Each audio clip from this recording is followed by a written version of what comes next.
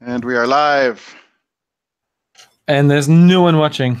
There are 30 people watching. Really? None of them are in the chat. Why is no one saying hello? Yeah, something's weird, huh? Let's get them all to. Well, it just went. Well, and also it thing. is a non-standard time, right? So, oh, that's true. Well, I mean, everyone should have subscribed by now, right? It's for 4.3 thousand. And they should be sitting at their computers just waiting. An alert that it was like, oh, we're going live now. Come on, watch. All right, look at all these people. Oh, there Sebastian, they go. Luke. Yes.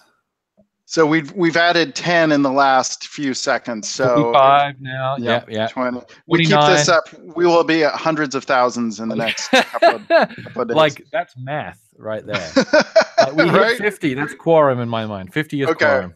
Let's do this. So hello, everyone. Hello. Yes. So I missed the exciting. I think last week. Oh, we hadn't gone live yet with 2.1. This is the official 2.1 did we even have a thing last week? I wasn't in it. I thought you were, you and Hanselman, or maybe that was not last week. So the week before. Yeah. So all right, this is a 2.1 release party. It is. So like I think I had done the. I don't even think we've had one since I did the early access downloads for 2.1. So like I did a tweet where I had a page on the GitHub ASP.NET Home wiki. So people could get the bits like a week early. Yeah. If they were, if they're willing to accept some caveats. And so we had a few people download that. I don't think I've ever done a show since. But anyway, yeah, like we launched for real last week, right?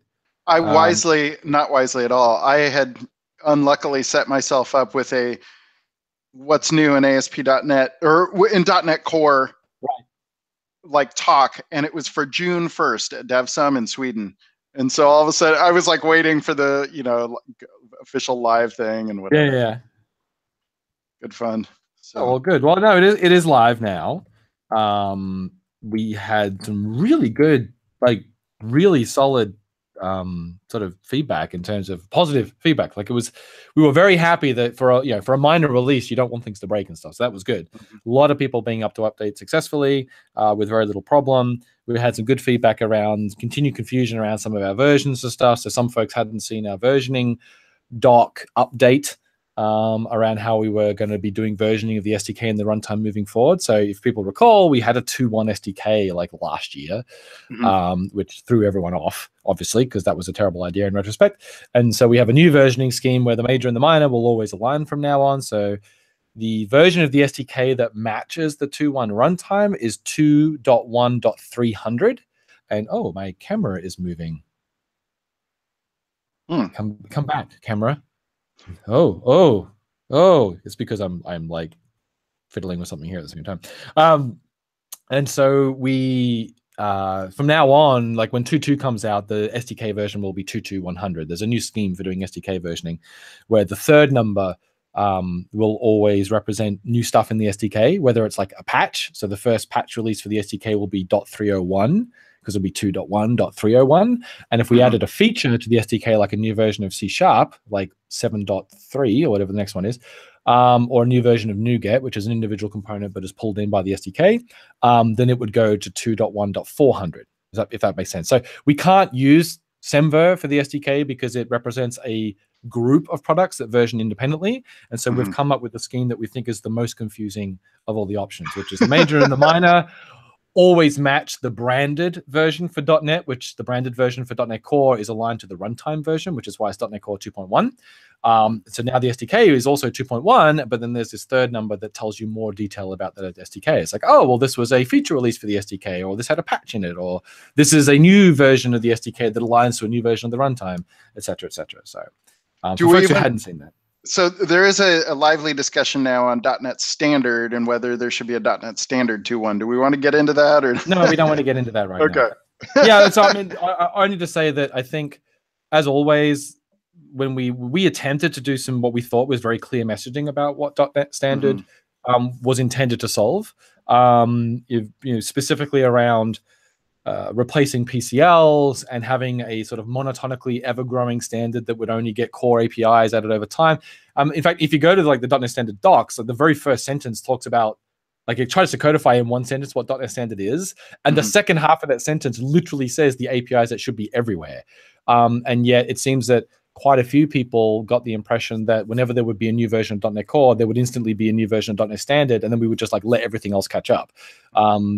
We had actually, I mean, I remember being on stage and having Scott be on stage and literally say the opposite, which is .NET Core is where we would add new API because we have the freedom to do that much quicker in a side-by-side, non-breaking fashion, or lower risk fashion, I should say, et cetera, et cetera. And then we could work things into the standard based on when they appear in other platforms. But for whatever reason, that messaging was lost on at least a portion of the audience. So we are going to do some work to try and clarify that messaging in the coming week or two. And I think there's a PR out right now to the standard repo that Immo's working on that tries to clarify like how .NET Standard governance will work moving forward, and like what is the process for getting new APIs into .NET Standard. Like I said, some people seem to have the impression that we will just add new APIs as Microsoft when the new .NET Core comes out, but that's definitely not what the process is. And so we're just, sorry if people had the wrong impression. We're going to work better to try and ensure we set expectations better for these type of things moving forward. I did see some, I mean, I can understand from a library author point of view where it's nice to always target standard, and then things just light up when a new platform supports the standard, right? But obviously that you need to like know what to put in the standard based on, like some implementations.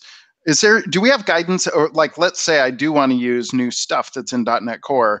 I need to target .NET Core to get those features, right? Yeah, so like this is some of the other things that we're going to do is we're going to do some more blog posts and more articles about like how should you think about targeting .NET things. We'll just call them platforms, right? .NET Standard is a platform for all intents and purposes. It's a thing that you target, right? It gives you a set of API, and it's a contract, it's a promise about what will be there when your library lands on a particular thing, right? If you just target the latest thing all the time, and to use your phrasing, and let the other things catch up, well, during the phase where they're catching up, your stuff doesn't work when you're on the platform that doesn't use it. And so in a world like .NET where there are multiple platforms that have different release schedules and are constrained by different things, like for whatever reason, whether it be schedules or the thing they ship in or compatibility requirements, then I think you have to expect that for a certain set of APIs, you're always going to have to cross-target at some point. Like saying, depending on what your library does, like for the most basic library that only has very basic needs, you can just target one version of .NET Standard that's low, and you'll get the broad reach. Anytime you want to take advantages of new APIs, no matter what they are, like any new API by definition requires a new standard, which then by definition you have to wait for all the platforms you care about to get that new standard, or implement that new standard, I should say, in order for you to be able to use that API. That there's always going to be a lag. You just can't avoid it. That's the way the standard works. I think so people are. The end result of that is you're going to have to cross compile. As soon as you want to be able to use new APIs, you have to multi-target. You have to at least target more than one version of .NET Standard, if not, or even a .NET Standard plus a specific platform or two or three, in order to be able to use the APIs that are only available in a certain platform. That's just sort of the nature of the beast. Now, what is fair to say is that we haven't, for the library authors in the audience, we haven't prioritized multi-targeting as a first-class experience in Visual Studio. And the command line is pretty good, but in Visual Studio and the other IDEs, multi-targeting is probably fair to say nowhere near where it needs to be for that to feel really natural. Like, great example. If I create a new class library for .NET today and I choose .NET Standard, it only lets me pick one, right? So, so it chooses one by the default, and then you can change it to another one, but you can't add an additional one via the VS UI. There's no gesture for that. You have to go to the CS proj and delete the target framework property and add a different property, which you just have to know, right? Like through osmosis. So it is not first class. Now, once you do that, certain features do light up. It shows up in Solution Explorer, but you can't just right mouse click, add target, which is what it should be if it was really a first class feature. So I am, we were talking about this today, we do intend to prioritize those things higher now. I think it's fair to say that our focus had been on fixing some of the other issues that we had worked through with .NET Core from 1 to 1.1 to 2.0 to 2.1, and the subsequent .NET move from PCLs to .NET Standard 1 to .NET Standard 2, etc. Now that those things are largely, or are to a point that we're happier with, we will reassess, I think, and you'll see us prioritizing some of those multi-targeting scenarios a little higher, maybe a lot higher than they have been previously. So, we hear the feedback, and part of this comes from a good problem, which, as Stuart says in the chat, everyone's just super excited about I said super excited, apologies, but about the performance benefits of Spanity. So that's the other thing that I think we have to realize is that, I mean, I'll be completely honest and frank because I try and do that all the time. I don't think we really appreciated as a team how stoked people were going to be about the APIs that got added in .NET Core 2.1, span, memory, those type of things. Like, we were stoked because we wanted to use them in Kestrel and Signaler and other parts, Sockets API, and Stream, and we made changes to Core Effects in .NET Core to take span and do all the great stuff with the JIT and all the rest of it, right? Because we wanted to be able to build high performance, fantastic code like that. Honestly, I think that the pervasive attitude or belief was that there would be a group of library authors who would really like that, and so most of them were already engaged, during the whole process of building span, right from the earliest little labs experiments through to channels to pipelines to memory to the late redesign in the RC. There was a whole bunch of people from the community involved in that who were building stuff. Those were the folks that we expected would be into it. And then once it went live, I think the number of people multiplied by 10 who suddenly showed up going, "Oh my God, this is amazing. I want to use this everywhere." And we were like, "Oh, that happened quicker than we kind of expected." So yeah, I think you kind of that caught us by surprise a little bit. So cool. That's a good problem to have, to your point, I guess, that people are more excited than perhaps we anticipated. So all right. Well, we're on short time. I've got a bunch of links. Let me show let's do some links. We need a theme song for that, right? Okay. Community. And now I will remember on my own. I will present. I'm locking on my screen. John, can you hide that taskbar for those of us who find that offensive? Yes. I need an extension that hides the monitors. Okay. Yeah. So here's the official post. On the release. So, I gotta say, as far as a release, you folks really, I think there's a great rollout that you did on the blogs, where you've been updating the features. There's nice drill down posts on all of these. So no, it's better than that. Can I do an explicit call out here? Yes, please. Those links aren't to blog posts. Those are to docs. To the docs. Oh my goodness. We have to publicly acknowledge the Microsoft Docs team, and specifically the individuals who are assigned to do our docs, like Rick and Rachel and Guardrex. And I'm looking at the icons that represent the people's faces, and I can't remember the other ones. This is the best, most complete sort of docs release we have had for any .NET Core release. And I want to thank them very publicly for just what an amazing job they did of prioritizing all the new features that we added in 2.1 and getting those docs ready by the time we launched RTM, so that our blog post could be as straightforward as just go and read all the docs. Here's the deep links into all the new great stuff. Really, really, really good job. Now, we also did get some feedback from some folks that this blog post format, however, isn't particularly good for folks reading on a mobile phone who just want to scan one big document to see all the new stuff.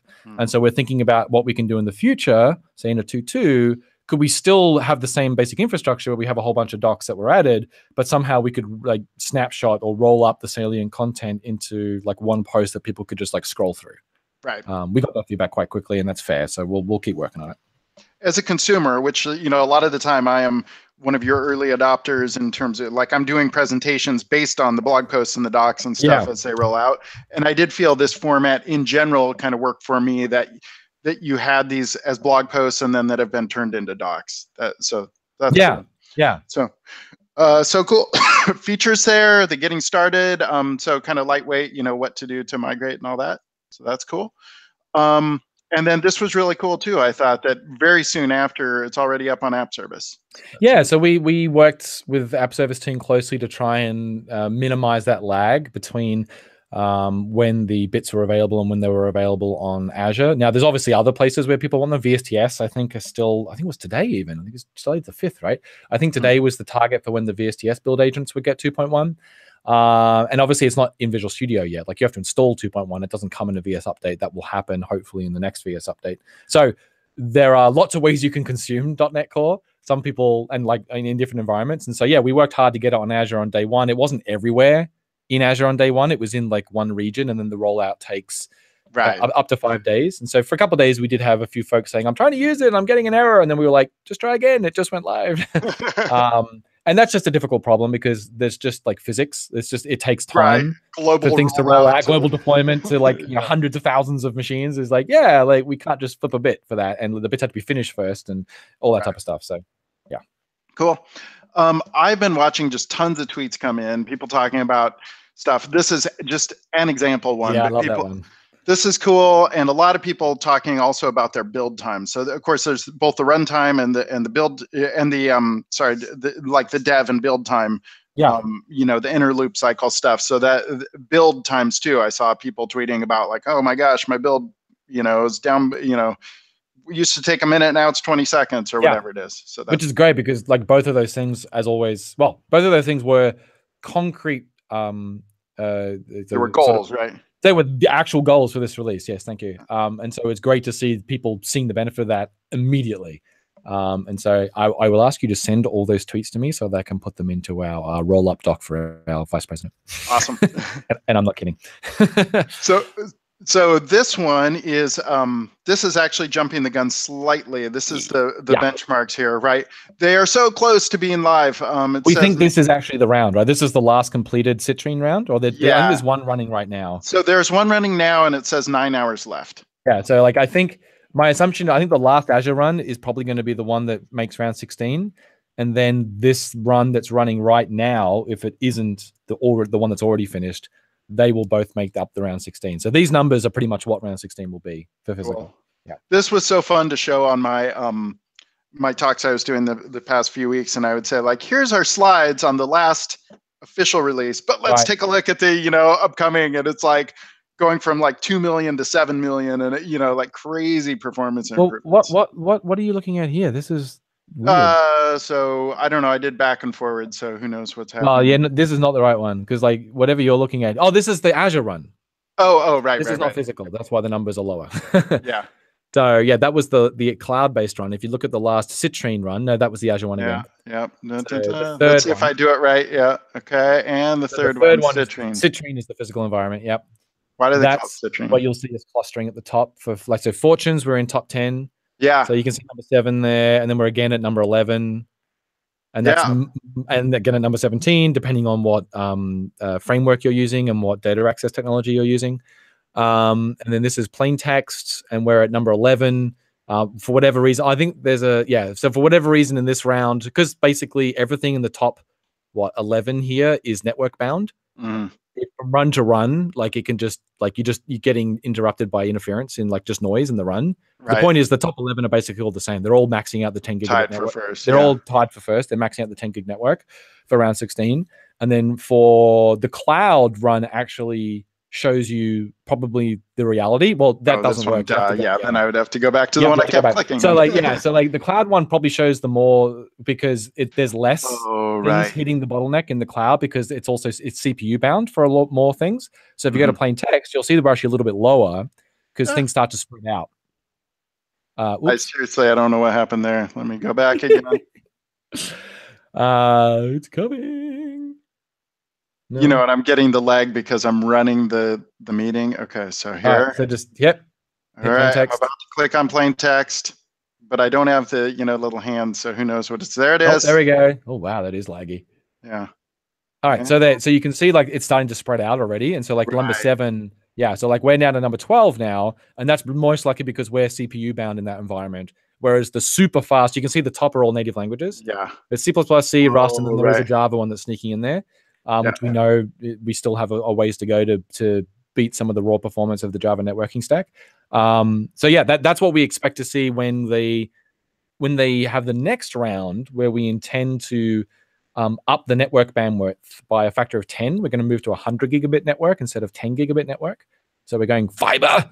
Wow. Then we would expect those top sort of 15 to spread out again. And I wouldn't be surprised if you see like the ulibs and the libreactors and the Rust frameworks end up like doubling their performance because they are network bound right now, like truly network bound.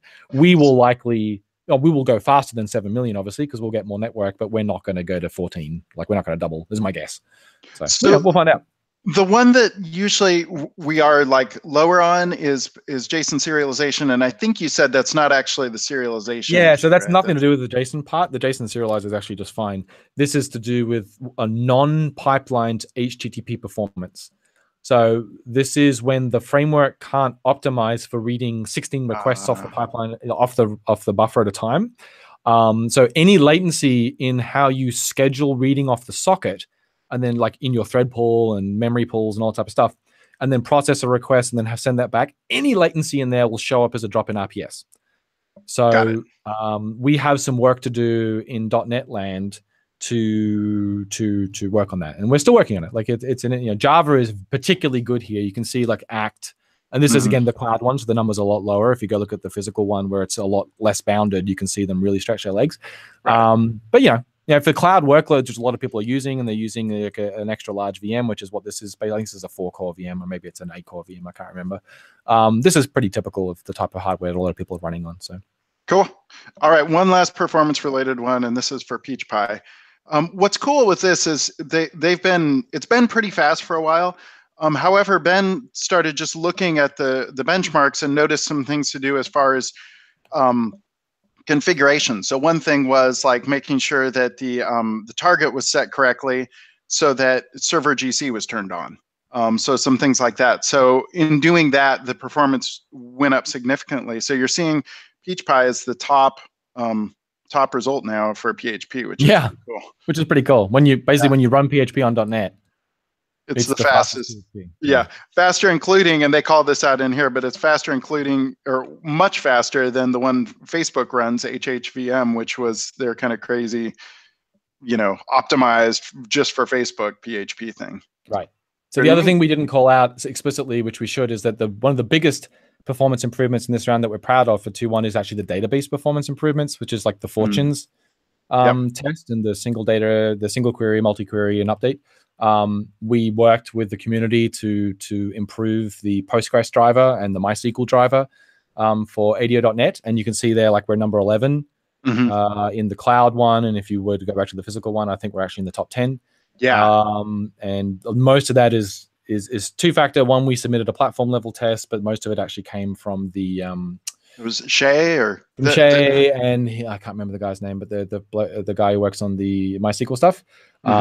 So like you can see, number 7, and the top framework is so much faster because they're utilizing something called they're basically doing pipelining of the queries over shared database connections, and there's been a long-running debate about whether that's valid or not. And the benchmark folks have said it is, and so now we're trying to figure out what the right approach is to try and achieve a similar thing in .NET and whether that's correct or not. And so anyway, so like drastically improved. It's like 10 times better than we used to be. So yeah, it's incredible. Sebastian says Bradley Granger is the name of the MySQL community dev who has done the work there. So if you scroll down, you'll see that there's a MySQL version of these tests. ASP.NET Core, middleware ADO My, so that's 39. Yep. So 158,000. Like our previous runs, we were getting like 40,000, even on Postgres. So like the massive improvement. And number 33 is MySQL as well. Wow. Yeah. So yeah, good stuff. It was fun in my talks saying like, look, upgrading from previous version to this version is like a few lines. Like it's usually pretty straightforward and like huge performance improvements. It's pretty cool to show that as like here's how I'm going to lure you into running the latest version. Yep. And just to remind folks, so far this is all on Linux. The Tech and Power infrastructure today is Linux only. We're looking at helping out with that as well and trying to figure out how we can get it running on Windows. And they are, I believe, looking at standing up SQL on Linux right now, so that the next round could have results for SQL Server running in Linux. And I'm assuming we'll go through a similar process of finding bottlenecks and making the SQL client better as well. So wow, cool. All right, moving off the performance stuff. So this is another update from Fayaz's update on the GraphQL. So he's been doing a series on these. Previously, it was a pretty simple model, and now it's set up with many-to-many relationships, or one-to-many relationships, excuse me.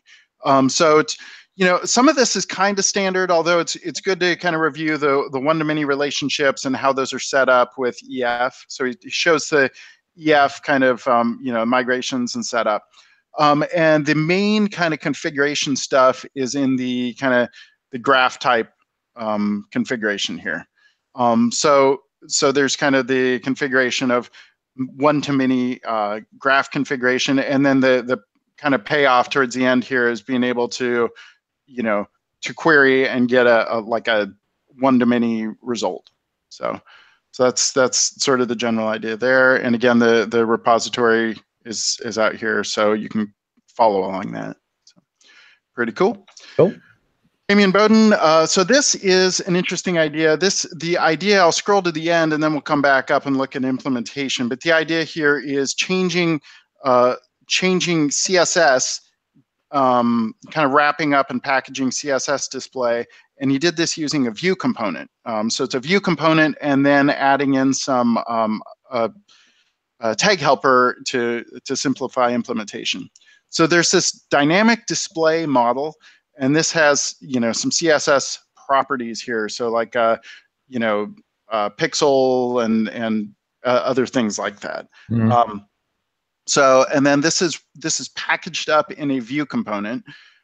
So there's his view component is set up here as far as how we're setting which different ones. And then down in here, he's got this tag helper ASP4 and calling in.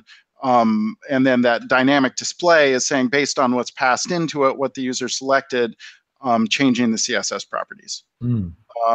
So this seems like kind of a specific sort of requirement here, but it's pretty neat. So basically, whatever based on the kind of number of the number here and the posted number of boxes and holes, etc., it's kind of updating on the fly. It's kind of cool. So I mean, it seems like if this is actually being used to build.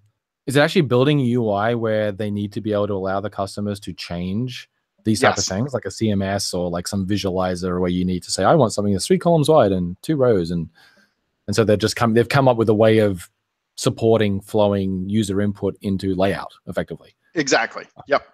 So based on that input, then it's kind of bubbling up through this view component, and it's being used to kind of change the CSS properties on the fly.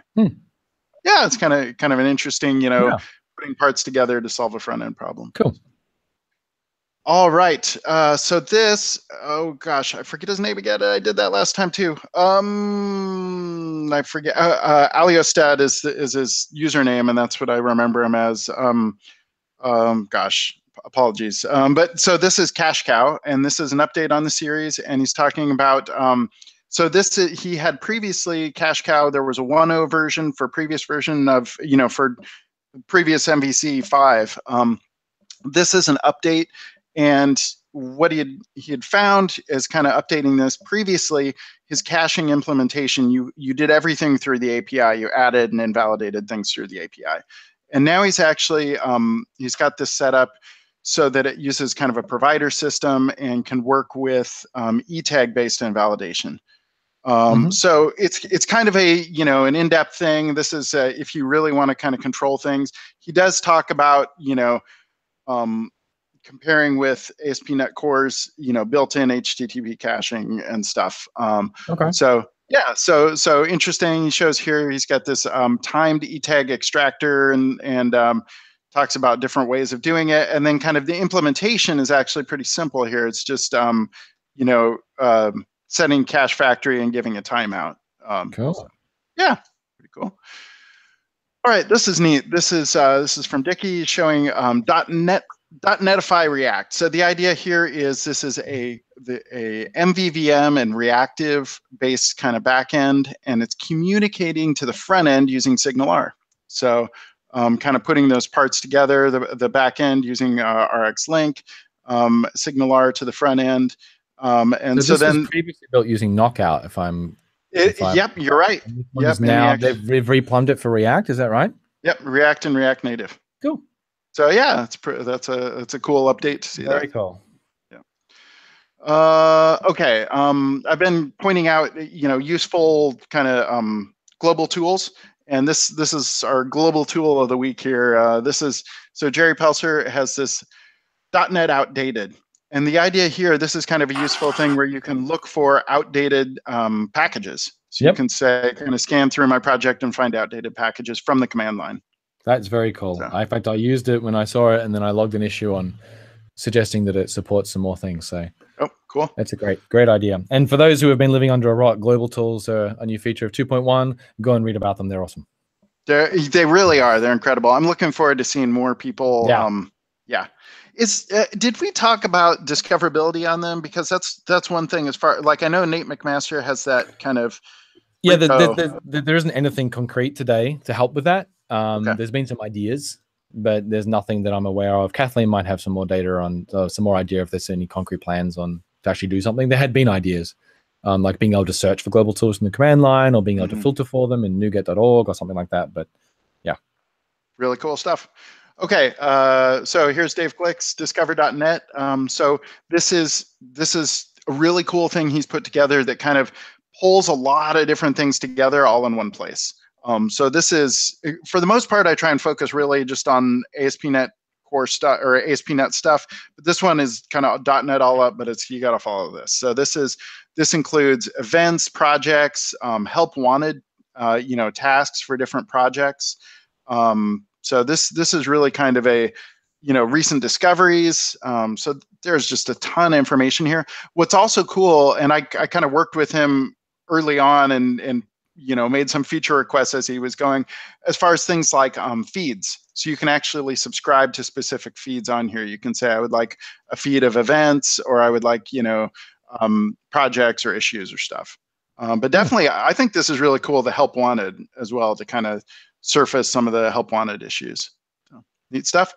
Last one I got here, this is Steve Sanderson's Blazor talk from NBC Minnesota, was just recently posted. I know. Yep. So yeah, a really cool talk here. So he goes through, he explains Blazor in general, and then he builds up. If you haven't seen the Flight Finder app, that's the kind of nice looking Blazor based flight, booking site, and he goes through and actually builds up a lot of that stuff on the fly. Sweet. So yeah, very cool. So, and with that, I am done. Cool. Well, we have some questions. I'm going to jump right into it because then I have to skedoodle. Yep. So what's that? Wayne, when will the .NET Framework installers come? When will the framework installers come with patches? I have infrastructure running behind a satellite that will join the 2.1 LTS, but a 100 meg download after every update is real fun. So I think the question is, will there ever be a way to get a Delta install?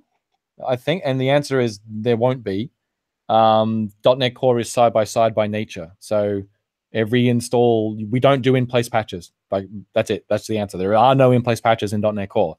When you get a new version of the framework, say when 2.1.1 comes out, hopefully in a week and a half from now, then you will install 2.1.1, which will be 2.1.301 as the SDK version.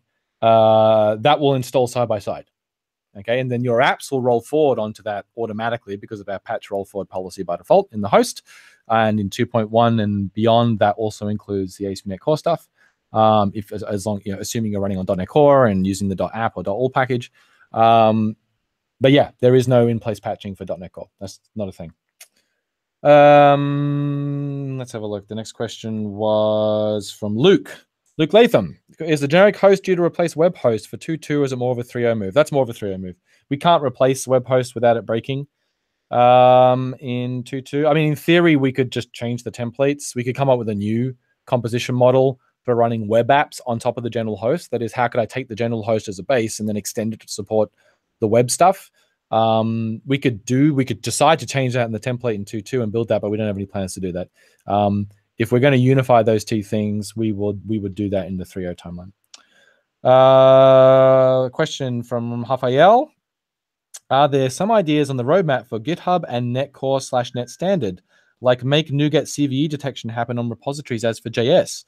There are discussions about this. Barry Dorrans, who is our security and identity PM, is looking at that area right now. What would it mean for NuGet to support the idea of a package being marked as vulnerable by its owners, and then having that data flow into places like GitHub or Azure Security Center or VS or the command line. So you could type .NET packages audit, for example, like NPM has now, and it would tell you, hey, you have this package version in your graph that is vulnerable. You need to update it. Yes, we are looking at those things, and my hope is that we will. You'll start seeing features like that, or the infrastructure required to support those features happen in the 2.2 timeframe. That one's funny because just timing wise, last Friday I was after a talk I gave, then somebody came up to me and said, hey, I have a relatively popular package and it does some things security related and I need to be able to surface vulnerability issues. And I said, he said, what can I do? And I said, why don't you log an issue? And then he went to do that and he's like, oh, there is one right now going on. So okay. So I just replied to a text from my wife. Let's have a look. Question. Yes, Yanni, the community stand-up is very bearded right now. Yes.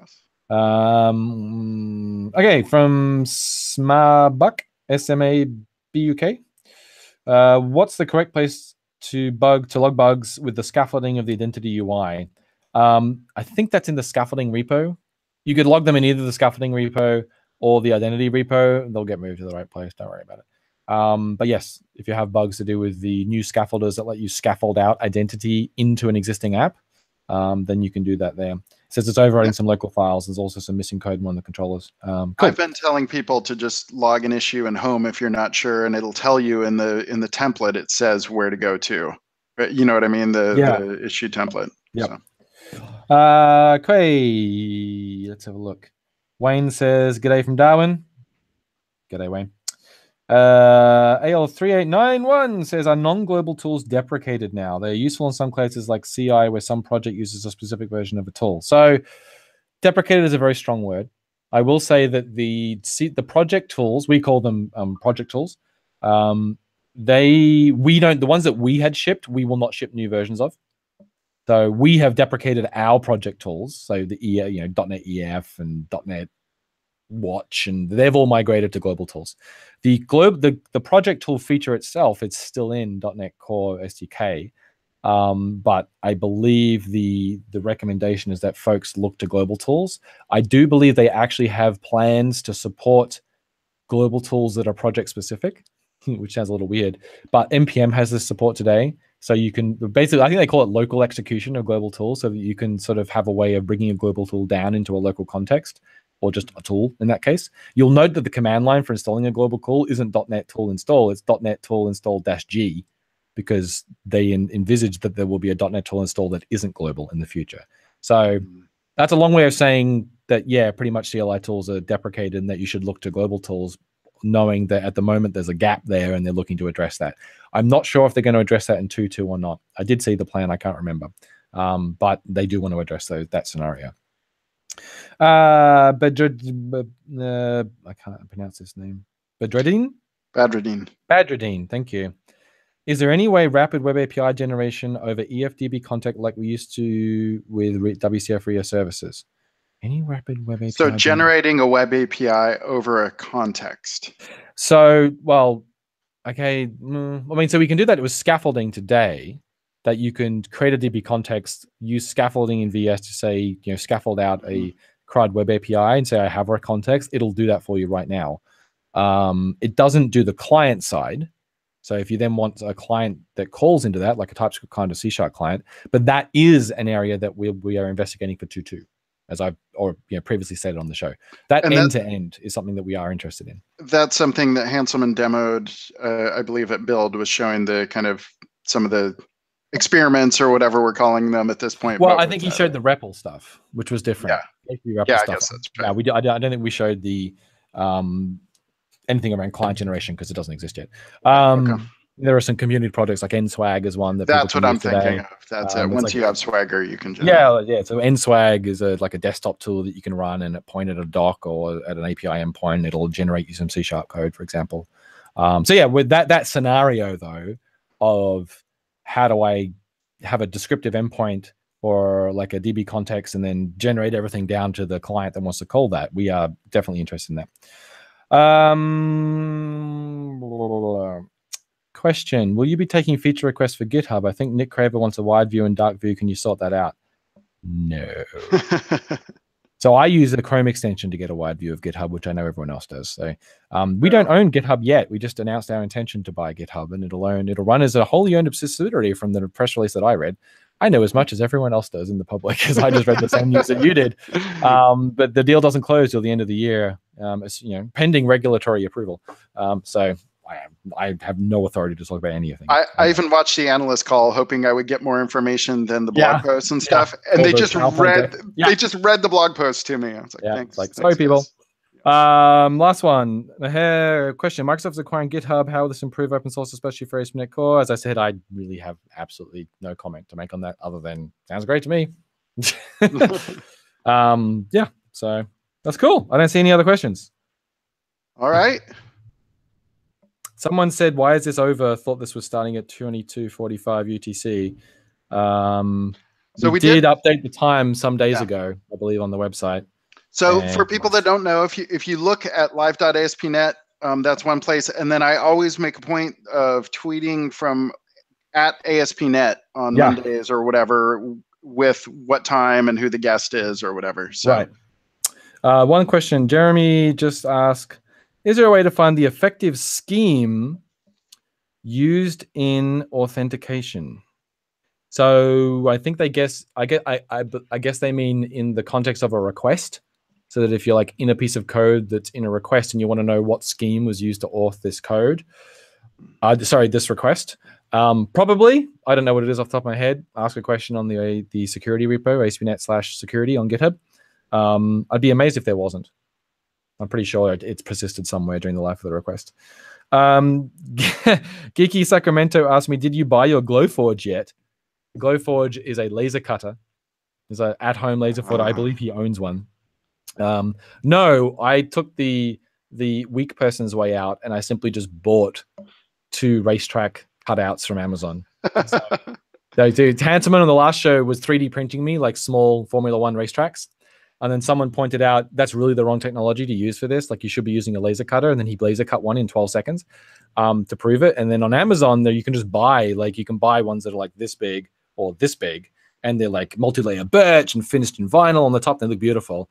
And I just went, stuff it. I just bought 2 of the, like $99 each. So I bought like Monza and I bought Monaco. And then I'm going to look at how they look behind my new, my Forza driving rig, which I've been tweeting about.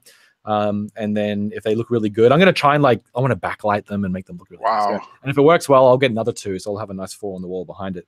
Yeah. But speaking of this as a complete tangent and nothing relevant to what we're talking about, I'm just geeking out now. Jeff Sandquist, who runs the developer advocates group, right? And I think he's actually higher up than that. He probably runs more stuff, probably underselling it. He was tweeting about his new driving rig that he's building. And I was getting major envy looking at his stuff. So he has new Fanatec gear, which is what I've been eyeing off as my next upgrade, which is like the top of the line, those steering wheels and hubs and pedals and shifters and stuff. It's like, I don't know, $1,500, I think, to get the set. It's like my Logitech was like $280, and this thing was like, this is gorgeous. And then he has this kit that he bought, which is lets you build this incredible aluminum chassis that you put your seat in and all your wheel gear and stuff, and mount 3, I think 38-inch ultra-wide curved gaming monitors. Whoa! So you get basically 180-degree view all the way around. Because he's a PC gamer, whereas I'm a console gamer. But he's building that rig right now, and he was tweeting about that, and I'm just like, okay, that's the level after I update my steering wheel, which is still an Xbox One X. And I got a nice setup now. Don't get me wrong. I got my seat, and I got my 55-inch TCL 4K HDR TV, and I got, it's all permanent. I can just go down there, hit the button, I'm in Forza in like a minute. It's fantastic. But 3 screens wrap around and oh my goodness, it looks incredible. And of course, the step up from that is a motion rig. Right. There's a $3,000 base you can buy where you can put the seat on this base and then it will move and give you the sensation. And apparently it's very good. And then the next step up from that, if that's not enough money, I'm telling you, we're up to $5,000 at that level. The next step up from that, you're basically at full on commercial hydraulic rigs, and they start about $25,000 and go all the way to $60,000. But I will contend the VR goggles. And then you can, if you're a PC gamer, then you can also do VR. But that's just the cost of adding a Rift at that point, which isn't much at all, right? Because once you've got all the PC powerful enough to drive your 4K display and everything anyway, the VR is nothing, right? So But yeah, I still contend that a $60,000 professional simulator is still a lot cheaper than buying a car and racing it, and a lot safer. Right. This is how I justified this trajectory to myself. But yeah, otherwise it's seriously cool. Someone's asking for pics, so I do have some pictures of my current rig somewhere in my Twitter feed. They're not particularly good pictures because they're just like taken behind. I need to do some better stage pictures. I was actually going to do I actually need to learn how to do like a not Twitch, the Xbox one, like Mixer. Right. I would, because you can plug like cameras into your Xbox now, and it'll just light up as a webcam for your streaming. Like that's been supported for a couple updates now. Mm-hmm. So I was thinking it would be kind of fun to have. I don't think it supports multiple cameras, but doing a camera that you plug in and does like the behind view, so that you can see your screen, but then it's like showing you over the shoulder, like driving, and you can see the like. Because I've seen people who do racing sim broadcasts, and they generally have a camera on their feet and a camera on the steering wheel on their hands, so that you can see what they're doing plus the stream. Like it's crazy, right? But anyway, so I'm going way off track. But yeah, sim racing is fun and expensive. That's what folks are saying. Okay, we've got one more question, and then we will have to finish up. Two more questions. When the decision for supporting or not Blazor will be? Sounded like Yoda, didn't it? It will soon, I hope. I mean, we're continuing the experiment. The experiment is going well. We continue to sort of look at the feedback and cost out what it would take to, go all in and actually do what Blazor would be. Dan, who is the PM for Blazor on my team, is kind of putting together a white paper on like what would be a minimum viable product for a 1.0, and like obviously that's been done with help with the community. Like we've looked at all the feature requests and all sorts of stuff, and then as a result of that, like what would it cost for us to do that?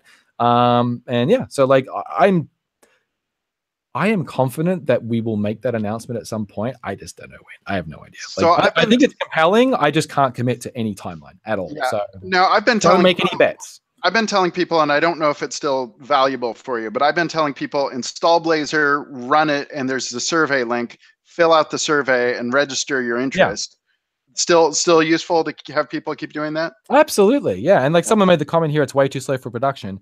And like, yeah, like we've seen so far, it's running on IL interpreter on WebAssembly via Mono. And the Mono team is going to be delivering us an AOT compilation story, which is the next click stop where we'll reassess performance. And so the hope is that once we go to your app compiles to AOT rather than compiling to IL, which then has to be interpreted by the Mono runtime running on WebAssembly, that we'll see a massive speed improvement. But that's part of determining what a minimal viable product is for a 1.0 is like, well, it obviously has to be fast enough in order to build the reasonable type of apps that people want to. So yeah, we're not going to ship it if you can't build apps on it. But yeah, I'm not promising anything. I'm hoping, and I believe it'll happen at some point, but we don't have a timeline yet.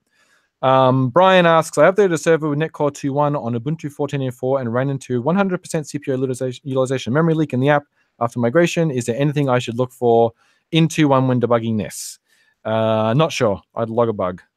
And then we can hopefully get some folks to help you out. There is a wiki page on the .NET Core repo that has a whole bunch of instructions on how to do memory analysis and profiling on Linux, which is what you'll probably need to end up doing if you actually just want to look at do some actual analysis. Like there's some instructions you can follow to capture a Purview profile, which you can then open in Purview on Windows, or to capture like an ELF dump, which you can then analyze using some Linux style tools. Beyond that, it's kind of hard to give you any specific data in this type of venue. So, all right. Awesome. Cool. Oh, and he says it was a .NET Core 1.1 to 2.1 migration. Okay, yeah, that is a lot more significant. I'm going through that myself with the live ASP.NET website. It's still running on .NET Core 1.1, even though I did those videos like a year and a half ago where I moved it to 2.0. I never deployed it. And so I have to, I'm actually redoing it, going from 1.1 to 2.1. And the identity stuff, the auth stuff was quite breaking between 1.1 and 2.0. And so getting over that hump took a couple hours, and then I have to go through and do the Razor Pages conversion again as well, which is easier because I've done it a couple of times now. But yeah, it's a little bit of work going from 1.1 to 2.0 or 2.1. Going from 2.0 to 2.1 is fairly trivial. It's just update a couple of things in your files and off you go. So, cool. All right, time to go. Right. I think it is. It's time for. I pasted the links, by the way, for people watching. I pasted the links in the thing. Awesome. So I think all we have left is a dramatic zoom out. It's time for the dramatic zoom out. It's so. Oh no! I forgot. It's all the illusion is broken. Hang on. Wait. And I need to lock on you because if I the lucky. Hang on. Okay. We can do this better. Okay. Right, you ready? Yeah, you can go smaller. It's so dramatic. Oh my God.